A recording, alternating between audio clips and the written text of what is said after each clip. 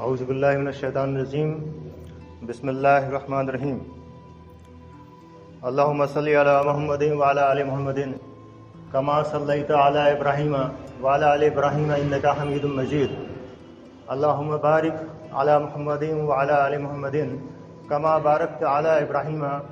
وعلی آل ابراہیم انک حمید مجید رب اشرح لی صدری ویسر لی امری واحلل عقدۃ من لسانی یفقہوا قولی۔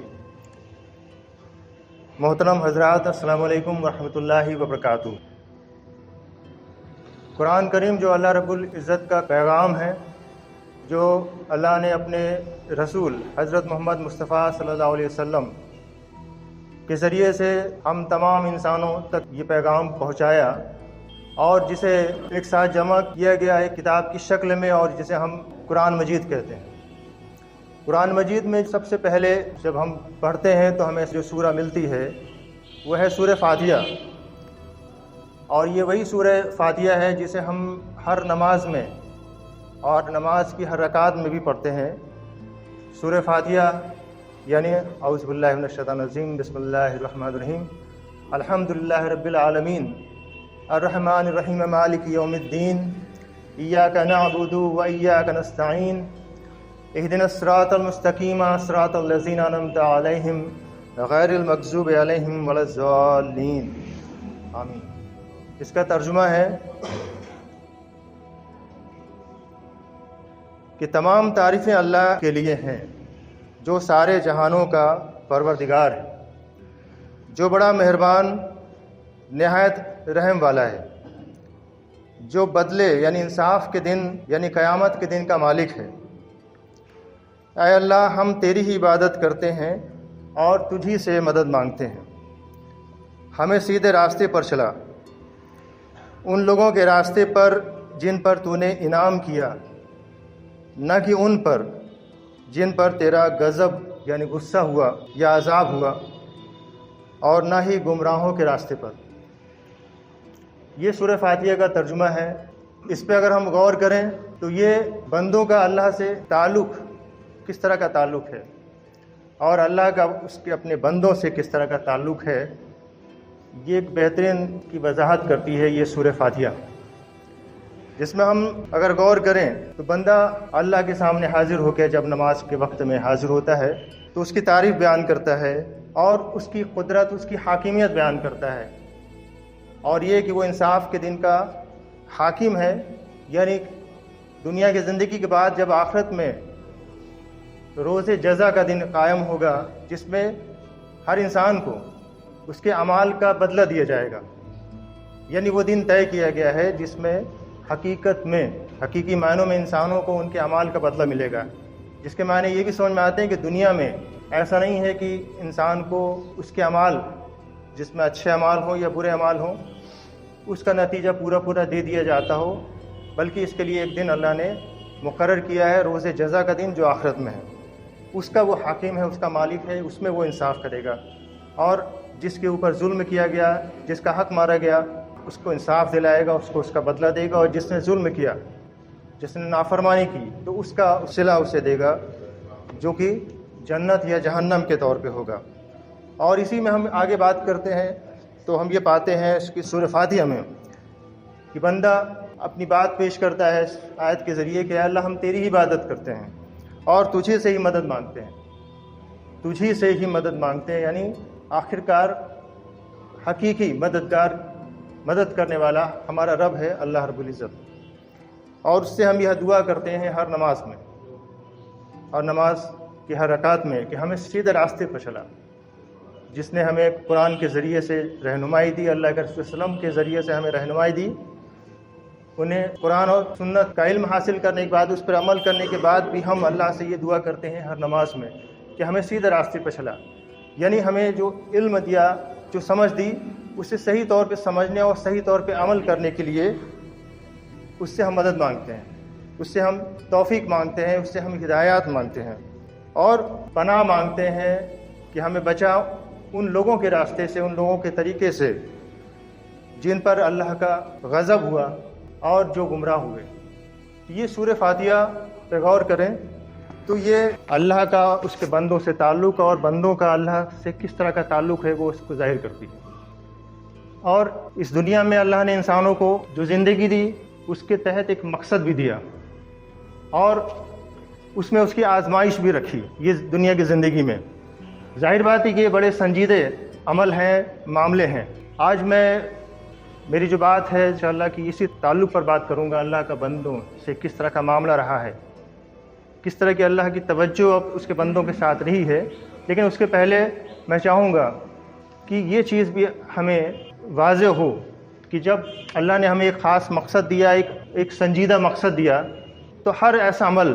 اور ہر ایسا کام یا ہر ایسی ذمہ داری جو سنجیدہ عمل ہوتا ہے اور اس کا ایک خاص مقصد ہوتا ہے،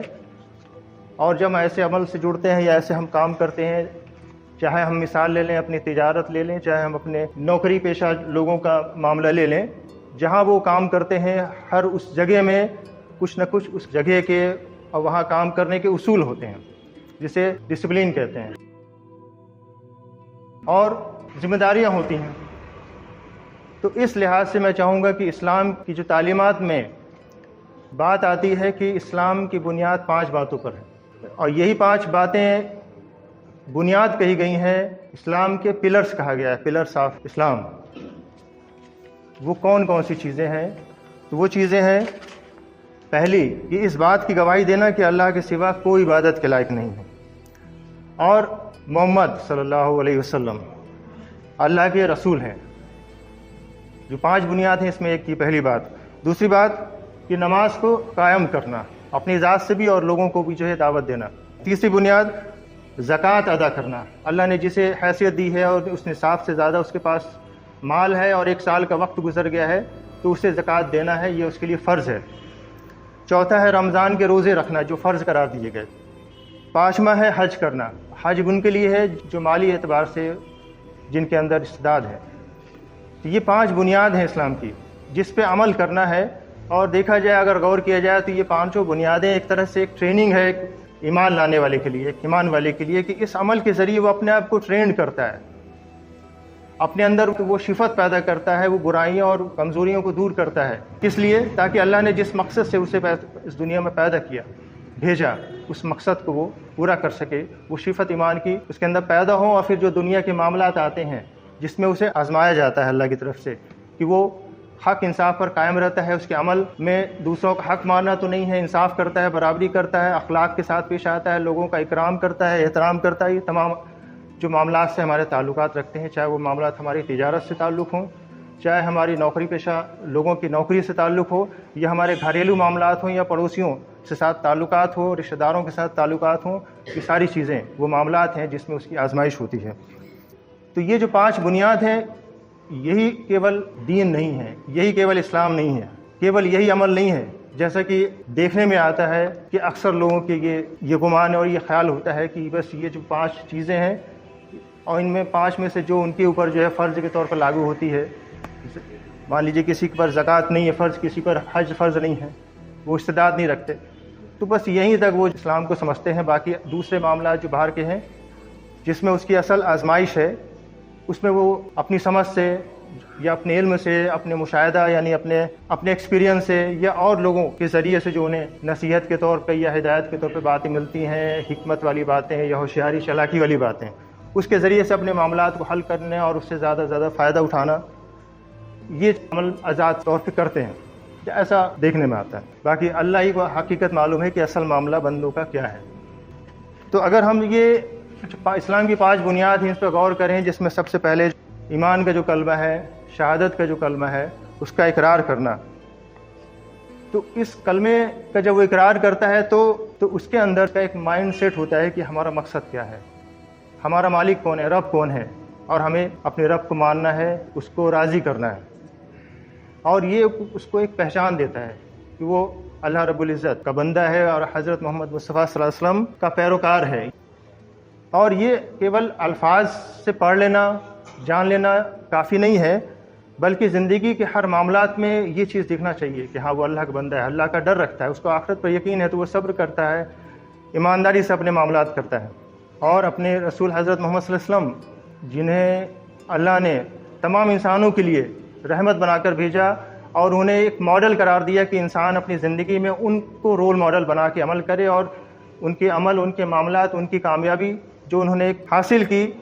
اس چیز نے لوگوں کو متاثر کیا، غیر مسلمانوں کو۔ اور اس کے پہلے بھی مائیکل ایچ ہارٹ، جنہوں نے 100 لوگوں کی اتہاس میں جو ابھی تک سب سے بہتر شخصیت رہے جنہوں نے اثر ڈالا، اس کی جب انہوں نے فہرست تیار کی، لسٹ بنائی، تو سب سے ٹاپ میں اللہ کے رسول حضرت محمد صلی اللہ علیہ وسلم کو رکھا انہوں نے۔ اسی طرح سے نماز کا عمل، یہ پانچوں باتیں نیکی ہے، ثواب کا ذریعہ ہے اپنے آپ میں، لیکن کس طرح سے یہ ٹرینڈ کرتی ہیں، کس طرح سے ایک ایمان والوں کو تیار کرتی ہیں، جس میں نماز کے بارے میں کہ نماز 5 بار جو بندہ حاضری دیتا ہے، مسجد میں آتا ہے، نماز پڑھتا ہے، تو اس کے اندر ایک انوشاسن، ڈسپلن پیدا ہوتا ہے، جس میں وہ اس وقت کی پابندی کے ساتھ اپنے کام کو انجام دیتا ہے، ایک ذمہ دار شخص بنتا ہے، اس کے اندر یہ صفت پیدا ہوتی ہے ذمہ دار شخص بننے کی۔ اور اس نماز کے ذریعے ایک سب سے بڑا فائدہ اسے یہ ہوتا ہے کہ اس کا سیدھا تعلق اللہ سے جڑتا ہے، یہ وہ اپنے مسائل میں، اپنے مشکلوں میں، جب اس کو مدد کی ضرورت ہوتی ہے، جب اس کو حوصلہ افزائی کی ضرورت ہوتی ہے، اس کے پاس ایک ذریعہ ہوتا ہے کہ اللہ سے وہ جو ہے کانٹیکٹ کرتا ہے اس نماز کے ذریعے سے، اور اس سے مدد حاصل کرتا ہے، جس کی وجہ سے اس کے اندر مشکل حالات میں بھی کام کرنے کا جذبہ بنا رہتا ہے، وہ مایوس نہیں ہوتا ہے، اور اگر مشکل حالات آتے ہیں تو وہ اللہ کی مصلحت اور آگے بہتر حالات آنے کی امید رکھتا ہے، اور نہیں تو آخرت میں تو اس کا بہتر اعمال کا بدلہ ہے جو جنت کے طور پہ ہے، جو اس کو کبھی بھی مایوس ہونے نہیں دیتی۔ تو یہ نماز اس طرح سے ٹرین کرتی ہے۔ اگر ہم روزہ کے اوپر غور کریں تو یہ کس طرح سے ٹرین کرتا ہے، تو روزہ اپنے آپ پر قابو پانا اور صبر کرنا، اس طرح سے جو ہے وہ اس کو ٹرین کرتا ہے، اس طرح سے وہ بھوک کی شدت، پیاس کی شدت اور اپنی جو خواہشات نفس ہے اس کے تقاضے قابو رکھنے کی وہ اس کے اندر ایک ٹریننگ اس کو حاصل ہوتی ہے۔ اس سے اس کو فائدہ یہ ہوتا ہے کہ زندگی کے تمام معاملات میں ان صفت کے ذریعے جو روزہ رکھنے سے پیدا ہوئی ہیں وہ اپنے معاملات کو بہتر ڈھنگ سے انجام دے پاتا ہے، اور ساتھ ساتھ جو غریب ہیں، ضرورت مند ہیں، محتاج ہیں، کمزور ہیں، ان کے بھی تکلیف کو محسوس کر پاتا ہے، اور اس کے اندر ان کی فکر اور مدد کا جذبہ پیدا ہوتا ہے۔ زکوٰۃ پہ ہم غور کریں کہ زکوٰۃ اس کے اندر کس طرح کی صفت پیدا کرتی ہے۔ زکوٰۃ یعنی اپنی مال دولت میں سے ایک حصہ جو 2.5% ہوتا ہے، اس کو جو صاحب نصاب ان لوگوں کے لیے ہے، اور وہ دیتے ہیں غریبوں کو۔ تو یہ سب سے پہلی چیز کہ سوسائٹی میں جو غریب اور امیر کے بیچ کی کھائی ہے اس کو دور کرتا ہے، اور آپس میں ان کو جوڑتا ہے، نہ کہ بانٹتا ہے، اور اس کے اندر سے لالچ، کنجوسی اور ظلم کرنے کا جو مادہ ہے، جو اس کے اندر برائیاں ہیں وہ قابو میں آتی ہیں، ان برائیوں کو دور کرتا ہے۔ اور اس میں آزمائش بھی ہوتی ہے کہ اللہ کا اگر حکم ہے تو اپنے مال کو، جس کو وہ بہت عزیز رکھتا ہے، وہ خرچ کرتا ہے کہ نہیں کرتا ہے۔ اور اسی طرح سے حج کے ذریعے سے جو ہے بندے میں کیا صفت پیدا ہوتی ہیں، تو حج جو عالمی لیول پر لوگ جمع ہوتے ہیں، خانہ کعبہ کا طواف کرتے ہیں، جس میں دنیا کے کونے کونے سے، ہر حصے سے طرح طرح کے لوگ آتے ہیں، جن کی اپنے الگ الگ مزاج ہیں، الگ الگ طریقے ہیں، کھان پان، رہن سہن ہے، وہ سب ایک جگہ جمع ہوتے ہیں اور آپس میں ایک دوسرے سے تبادلہ خیال کرتے ہیں۔ یہ عالمی لیول پر مسلمانوں کو جوڑنے کا اس کے اندر مزاج پیدا کرتا ہے، اور اس کو دنیا کی حقیقت سمجھ میں آتی ہے کہ دنیا یہ ختم ہونے والی ہے، یہ عارضی ہے، اور اس کا اصل ٹھکانہ آخرت ہے۔ تو یہ حج والا عمل ہے جو اس کے اندر یہ خصوصیات پیدا کرتا ہے۔ اور اب ان خصوصیات کے بعد یہ صفت جو پیدا ہو جاتی ہیں، اس کے بعد پھر یہ جو بنیاد ہے اس میں وہ عمارت قائم کی جاتی ہے، جو ہمارے عمل ہیں دنیاوی معاملات میں، جس میں چاہے وہ ہمارے تجارت سے تعلق رکھتے ہوں، چاہے ہماری نوکری سے تعلق رکھتے ہوں، ہمارے گھر کے معاملات ہوں، رشتہ داروں کے ساتھ تعلقات ہوں، پڑوسیوں کے ساتھ، سارے ان معاملات میں بندہ کیسا عمل کرتا ہے، اسی سے اس کی عمارت بنتی ہے، ایمان کی عمارت بنتی ہے، اور جو مقصد ہے جس سے اس کی آزمائش ہونا ہے۔ اور اگر کوئی بندہ صرف یہی 5 بنیادوں پر عمل کر رہا ہے لیکن باقی معاملات میں آزاد ہے، کہیں سے بھی اس طرح کی صفت اس کے اندر نہیں دکھتی جو اس 5 بنیادوں کے ذریعے سے اس کے اندر پیدا ہونا چاہیے تھی، اس کے معاملات میں دکھنی چاہیے، تو اس کا معنی یہ ہے کہ اس نے اسلام کے اصل مقصد کو سمجھا نہیں، اس کو بنیادی علم حاصل نہیں ہو سکا، اور وہ چیز جو ہے اس کے اعمال میں ریفلیکٹ نہیں ہو پائی یا ظاہر نہیں ہو پائی۔ قرآن شریف میں بھی اللہ رب العزت نے ارشاد فرمایا سورہ العنکبوت کی آیت 2 میں کہ کیا لوگ یہ سمجھتے ہیں کہ وہ صرف یہ کہنے پر چھوڑ دیے جائیں گے کہ ہم ایمان لائے